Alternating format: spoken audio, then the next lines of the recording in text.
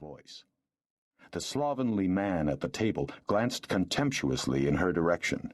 His belly was full, though he had grumbled with every mouthful that porridge was no dish to serve a grown man, and he had just decided to do a little fishing. The metal door of the hold was vigorously pushed in, and before the cot-holder could get to his feet, the room was full of determined men, short swords prominently at their belts. Uttering little shrieks of dismay, the woman flattened herself in the corner of the inner wall, oblivious to the clatter of pans and cups that spilled from the hanging cabinet. "Felloc, you're out," Lord Gedenays said in a cold, harsh voice. He stood, fists on his belt, his dark leather riding cloak fanned by his arms, making him appear much larger than life. "Out? Out, Lord Gedenays?" Felloc stammered, staggering to his feet.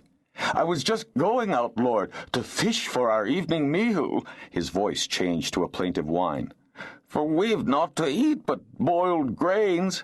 "Your hunger no longer concerns me," Lord Gedenays replied, swiveling to examine the filthy room with its rickety furnishings. His nostrils flared briefly in disgust at the musty smell of accumulated damp and dirt. 4 times you have failed to tithe, despite generous help from my steward to replace your moldy seed grain, your broken, misused tools, and even a draft animal when yours developed foot rot. Now, out! Gather your belongings and get out!" Felloc was stunned. "Out? Out?" The woman's voice quavered. "Out!" Lord Gedenays stepped aside and gestured sternly toward the door. "You have exactly 1/2 hour in which to gather your possessions." The Lord Holder's eyebrows twitched with scorn as he glanced about the sordid dwelling. "And leave." But, where will we go?" the woman cried despairingly, but she was already gathering up pots and pans.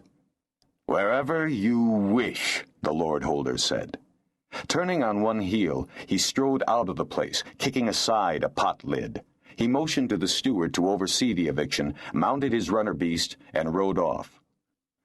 "But we have always been beholding to Lemos," Felloc said, sniveling and twisting his face into a piteous expression. "Every hold supports itself and ties to the Lord Holder," the steward said impassively, folding his arms. "Yours doesn't. 25 minutes left."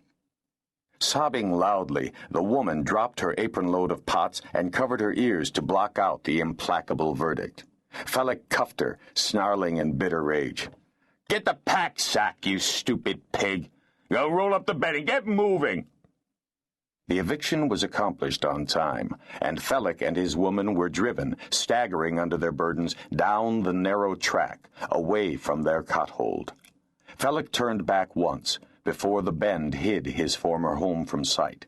He saw the wagon then, drawn up near his empty beast-hold, saw a woman holding a babe, an older child beside her on the seat, saw the neatly packed belongings, the sturdy burden beasts yoked to the trace, the milk animal tied to the wagon gate, and he cursed fluidly and fiercely as he pushed the stumbling woman before him.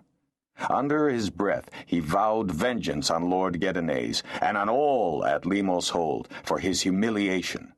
They would be sorry, they would. He would make every man jack of them sorry. Fax's lightning campaign has been successful. He has made himself Lord Holder of High Reaches, Crom, Nebol, Kio, Balin, Riverbend, and Ruatha, having gained possession by dint of marriage, or murder, or the ferocity of his marauders. Tillich, Fort, and Ball have called in every able-bodied man, armed them, and drilled them in defensive skills. Beacon fires have been placed on hilltops, and fleet-mounted messengers recruited to bring word of any incursion into their borders. But news of those calamitous events has seeped slowly to the more isolated holdings.